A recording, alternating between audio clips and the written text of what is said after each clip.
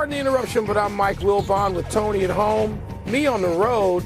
I feel like nobody ever uses our studio anymore. Oh, really? More room for Phil and Frank. Ooh. Me, my Emmy Awards, my Michael Wilbon bobblehead. That's a lot of room. I didn't mean to call you a nobody, Frank. Sorry about that. Didn't mean to intimate that. Wait till you get back to D.C. in another month. We'll have a discussion. Welcome to PTI. Tony bailed on you people, so here to pick up his slack is our great friend, Mr. Frank Isola. What are they doing here? Leisure Friday. Let's start with tonight's two NBA play-in games. Jimmy Butler is out with an MCL injury as the Heat host the Bulls, and Zion will not play for the Pelicans as they host the Kings. Frank, which two teams do you expect to get through to the main draw? I think it better be the two road teams, but in the case of the Pelicans, they better win at home. Think about this, Mike. On Sunday, they had a chance to be the 6th seed, lost that game. Tuesday night, a chance to be the 7th seed, lost that game at home to the same team, the Lakers. Now tonight, your third chance against the Sacramento Kings to be the 8th seed. Are you really going to lose another game? And by the way, they're 5-0 against Sacramento. And that includes a game that Zion didn't play in, and they won the game by 33 points. I think it'll be a lot tighter, because here's my issue. You look at Brandon Ingram, what he sit the last 7.5 minutes of the game. He's struggling just coming back from injury. So I don't see it with the Pelicans. I'm saying they need to win. As for Miami, is it really going to matter? Boston is so good right now. And if Jimmy Butler's limited, even if they get out of this game, they're not going to be going anywhere. So I give Chicago a really good chance, especially with the way Kobe White played the other night. You know, Frank, I was sort of preparing to, as up and down as the Bulls are, and as sometimes frustrating as they are, I think I was going to pick them to beat Miami anyway. I mean, Miami needed a 15-1 run to close out last year's play-in game in Miami just to get into the main draw. And so Kobe White's a much better player now than he was last year, as evidenced in part by that 42-point explosion the other night to beat Atlanta. And DeMar DeRozan is playing at a pretty high level. The Bulls, they started the season 5-14, but ended it 38-33. Yeah. So they were not a bad team to end the season or to go through, three quarters of the season. So, yeah, without Jimmy Butler, I don't know. And I realize Miami still, there's going to be a certain toughness mentally and physically that they're going to play with at home for Eric Spoelstra. And, it wouldn't shock me at all to see Miami win that game at home. There's no match anymore for Boston without Jimmy Butler. It's just sad Jimmy Butler's not out there. I hate seeing that. I know. But the other game I'm more confused by, Frank. I mean, Sacramento, I know they're unlikely to get that kind of explosion from Keegan Murray again, and they're still missing Malik Monk, and they don't have Herter, and they're thin in those ways. And when you have to go on the road and play, those things come into question more than playing at home, which they did against Golden State. I think I'm going to take New Orleans. And I think, though, I know it depends on Brandon Ingram. If Brandon Ingram looks like he's injured and not particularly there and is benched for the fourth quarter, then no, Sacramento will advance. But if Brandon Ingram can be the player we saw in important games for 2 or 3 years where he can put up 35, New Orleans ought to win that game. Miami is 13-9 this season in games that Jimmy Butler doesn't without play. Butler. But you could see the other night, clearly something was off because they were just getting the ball to Tyler Hero. And how about late in the game? Tyler Hero has the backcourt violation, and then the ensuing possession by Philly, that was the great pass from Embiid to Kelly Oubre. Jimmy Butler's getting beat to the spot right underneath the basket, then he fouls Kelly Oubre. So you knew something was wrong with Jimmy Butler. The Miami team that went to the finals last year was better.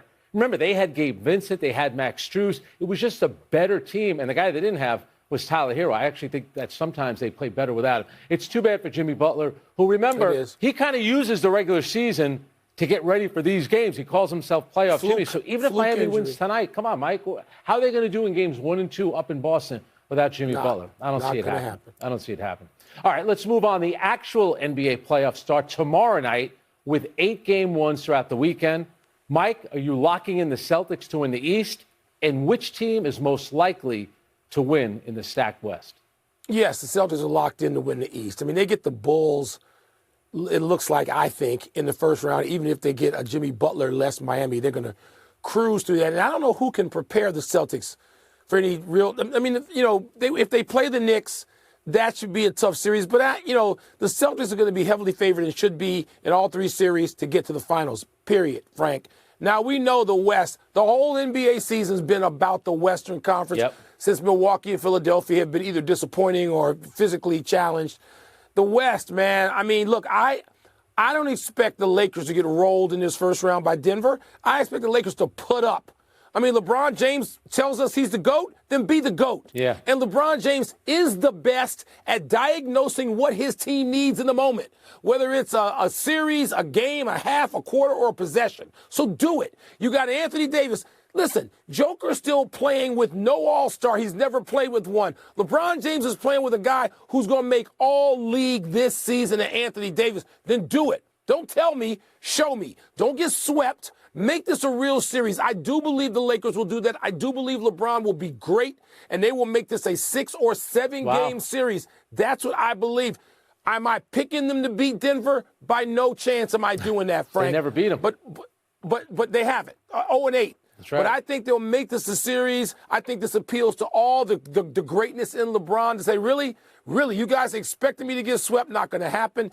But then the next team they get either Dallas or the Clippers. I'm talking about, again, Denver. And then they could get Minnesota or Phoenix. Either way, they're going through a murderer's row in the West while Boston is going, in the East. But I expect those two to get there. You know, it's funny. To me, the other team in L.A., the Clippers, Kawhi missed the final 3 weeks of the season. They say he still has inflammation. And you look at the way that Dallas has played. And Kyrie Irving talked yesterday. I think he's a little upset that he didn't get a nod to make the Olympic team. I think, he's talking about how he's kind of been a running joke the last few years, and that's nobody's fault but Kyrie Irving. But they made a couple of big-time moves at the deadline. Gafford has worked out, Daniel Gafford. P.J. Washington has worked out. If Dallas can get past the Clippers, remember now, they're in the side of the bracket with the Oklahoma City winner, or I should say Oklahoma City, New Orleans, or Sacramento. Dallas has a pretty good path here to get to a Western Conference Final. While you mentioned it's the Lakers, the Nuggets, you have Minnesota, and also Phoenix on the same side of the bracket. That is not going to be easy. The team that comes out of that is going to be pretty battle-tested. Could be worn out. Yeah. I'm telling you, Dallas, the way that Luka's put up numbers, I don't think Luka's going to win MVP. He's going to get a ton of MVP votes. He's been great, but I got to give it to Kyrie Irving. Because Kyrie Irving in Brooklyn, all we ever did was shake our head at the way that the things that he was saying, that he was missing games. Good. His play was kind of up and down. I understand he only played about 58 games this year. But, Mike, that combination has worked out well, and those two guys get along really well off and on the court. Frank, real quickly, to cap that, Jason Kidd has done one hell of a job. This team was 9-18 last year after the deal to bring Kyrie in. 9-18. All right, they got off to a start that was like, Jason Kidd has been able to get the best out of some flawed stars. Goodness, Luka at his best is just amazing. Let's see, because you're right about the Dallas Mavericks and what they could be up for if those two guys are on. The Stanley Cup playoffs also begin tomorrow.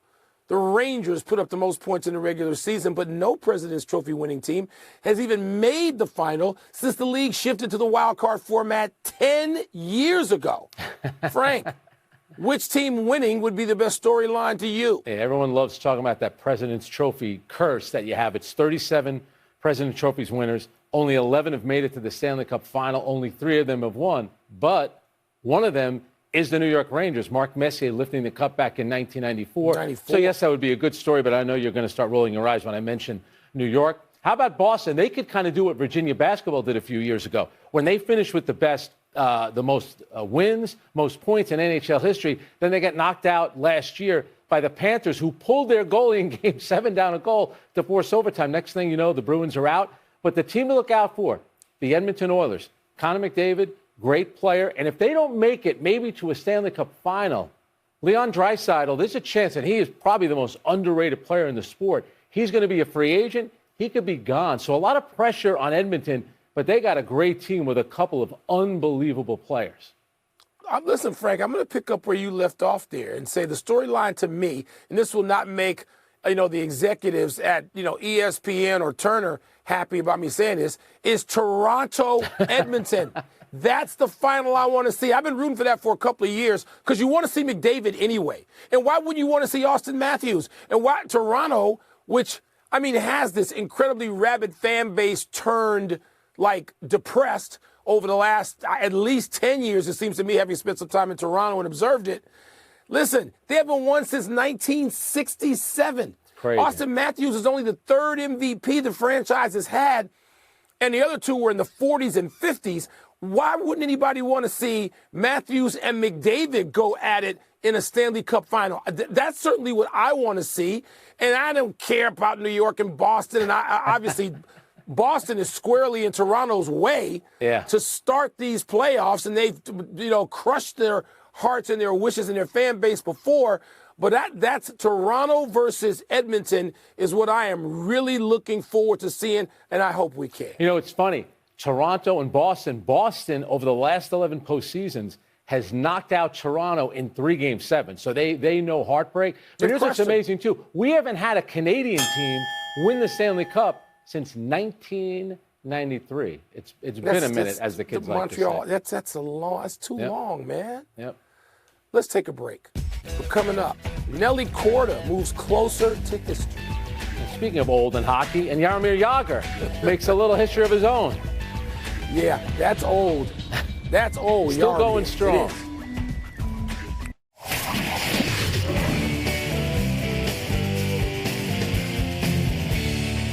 Time to fill in some blanks with Fill In Frank. What's first? Nelly Korda winning a 5th straight tournament would be blank. Wow, Nelly Korda, man. She is just tearing it up, Frank. If she wins a 5th straight tournament, it's Hall of Fame-ish. Yeah. That's my word.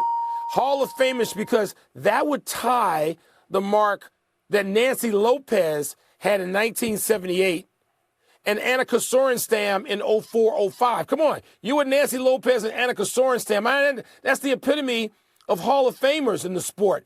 And so, and Nelly Korda is so important to golf. Yes. All of golf right now. It's not just the way she plays and the way she wins these tournaments, and she'd have a chance to go for number 6 next week, but also the way she's involved in the game of golf and growing it and diversifying it. She is a critical figure in golf worldwide and easy to root for. Yeah. Hall of Fame-ish. Yeah, she definitely has a chance to be a transcendent star, and that's why the word is major. Because if she wins this weekend, that'll be her 2nd major. And as you know, Mike, we judge all the great ones, not just by how many tournaments they win, but by how many majors they win. And think about this. Last year, she didn't even get a win in 2023. This year, she wins her first tournament that she enters. Then she takes off about 7 weeks when the tour went over to Asia. And here she is doing it's incredible the way that she's performing. You mentioned those names, Lopez, Annika Sorenstam. Those are like legendary players. But again, she could do for the men's game. Will it be as big as what Tiger did for the men's game? I'm not so sure about that. But she really has a chance to kind of move the needle, maybe in a way that Caitlin Clark did for women's college basketball. Maybe it could be the same thing. No, she is a big star, worthy of all the attention. And when you win like this, every week to week and majors, that's you're in Hall of Fame company.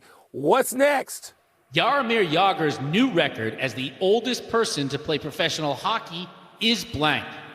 So, Jagr has played now at 52 years and 62 days, Frank. Jaromir Jagr. He just plays on forever. I mean, when you're almost 10 years beyond Tom Brady, now I'm not going to suggest it's at that level because Brady won a Super Bowl and an MVP of a Super Bowl, so that sort of stuff. But it's still like 9+ years beyond that. It's like, 13 years beyond LeBron. When you're out there just playing at all, I'm going to call it Howish, as in Gordie Howe, who was 52 years and 11 days. That's right. The difference is Gordie Howe, who did this for Hartford when they first joined, when they first got over and went from WHA to NHL. Gordie Howe was 52 years old and 11 days. But, nobody's with Gordie Howe. We're not going to put Jagr as great as he was with Howe. But it's Howe-ish. Yeah. I'm going to say it's unbreakable. Say Howe-like. 52 years, 62 days. That's how old he is. And he beat him by, 51 days here? The thing about Jaromir Jagr, he has the blueprint, Mike, because what you forgot to mention about this, he owns the team in Czechoslovakia that he's playing for. So guess what he did in the middle of the season? He took some time off. He went to Czech Republic. He took time off. He went to Pittsburgh to get his number retired. So Yeah, here's a how guy cool is whose that? number beat him to retirement. He's How out of great is retirement. that? Then he goes back, and now he's able to play. Why? Because you're the owner of the team. So all these NHL players that might think that maybe one day, all these guys keep themselves in great shape, you're going to need to maybe own the team to be able to do it the way Jaromir Jagr does it, because they're not sending him out. They're letting him play.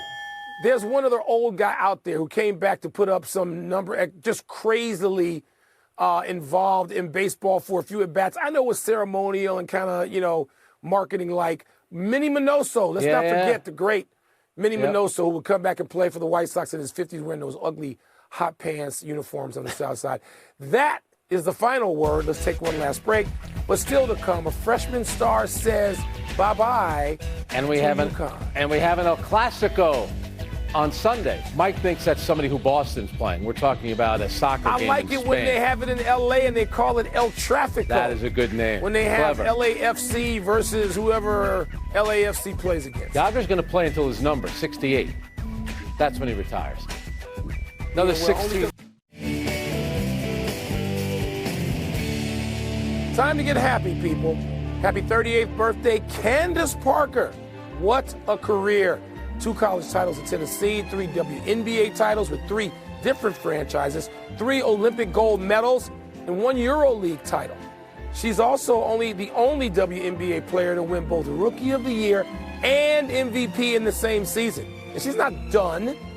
Candace intends to return to the Las Vegas Aces for her 17th WNBA season. Until then, she'll keep analyzing both men's and women's basketball for TNT and beyond. Happy birthday to my fellow Chicagoan and dear friend. I got to cover a lot of her games at the 2012 Olympics in London. You could tell that one day she would do television. I didn't know all these years later she'd still be playing and doing television. By the way, you talk about the rookies coming into the WNBA. They had the big draft on Monday. It's a nice thing to shoot for. Rookie of the Year and also being the MVP. How about that? Yeah, only Candace has that so far. Long way to go for the others. Happy anniversary, Michael Jordan. Around this day, 26 years ago, you secured your record 10th NBA scoring title after dropping 44 on Frank's Knicks in the regular season finale. That gave MJ a season average of 28.7, sort of low for him. Shaq could have topped that by scoring 59 in his last game of the season, but he came up short with 33. 10 scoring titles is still the record, 3 more than Wilt. And the 35-year-old MJ is still the oldest scoring champion ever. After beating the Knickerbockers, he told reporters, quote, "It may well be my last regular season game, but you go and enjoy the moment. The next moment is not promised to you. It may well be, wait for it, the last dance." Mike, you're cute because you conveniently leave out the fact that Patrick Ewing, Charles Oakley, Larry Johnson didn't play in that game. You conveniently left out the fact that Michael Jordan took 24 free throws because when he played the Knicks, all they did was send him to the free throw line. By the way, about a month earlier, he played what was his last game at Madison Square Garden, scored 42, wore the Air Jordans. But remember a year earlier on the final night of the season, when the Knicks beat your Bulls when they were going for 70 wins, the final shot of the game, Scottie Pippen, 3, air ball. Where were you on that one? You never know. That could have ruined somebody. That could have ruined somebody's wedding night. You never know. Happy trails to UConn for Stephon Castle. UConn's freshman guard is entering the NBA draft. Castle averaged 11 points per game for the season, but that jumped to 18 in the Final 4 wins over Alabama and Purdue. Castle is also known as a strong rebounder and defender. Coach Dan Hurley tweeted, "No freshman impacted winning like this champion." Castle and his enormous teammate, sophomore Donovan Clingan, are projected to be lottery picks, and I'm projecting Castle's going to be the biggest star in this draft. Castle. Not bad. Alex Caravan also is coming out, so UConn's losing all those players. This is perfect for Danny Hurley because next year he'll have another team, a whole new team. He'll be cocky, he'll be arrogant, and guess what? Going into the tournament, he'll still be one of the favorites because that's how good of a coach he is. He figures out a way. To win again, no doubt. But this Castle's got it, man. Yeah. He's, one error, and, of course, it's Frank's. 8 President's Trophy winners have won the cup, Frank, not 3. My 3 looks like an 8 on my notes. Okay. I'll let that slide. I meant 8. We're running out of show. Let's go to the big finish. Justin Verlander makes his first start of the season tonight at the Nationals. What do you expect, Frank? I don't think he's going to go 5 innings. You know, it's his first start since Game 5 of the LACS last October 20th. One thing about Verlander, remember, Mike, he still has a chance to maybe get to 300. He's at 257 career wins. Top Pirates pitching prospect Paul Skeens has struck out over 27 over 12 2/3 innings in AAA. Are you impressed? Of course, he's over 100 miles per hour on his fastball. He averaged last night, but you know what? That seems to lead to too many Tommy Johns. Can he just pitch? Let him shape and move the ball. Does it have to be measured in velo all the time? The NCAA approved helmet communication and 2-minute warnings for the upcoming season. You okay with that? I don't like the 2-minute warning, but I warned it with the communication in the helmet. They're calling it the Connor Stallions rule. Remember? Stealing signals, now it's a lot harder to do. Former Louisville coach Kenny Payne is rejoining John Calipari at Arkansas. Does that make sense?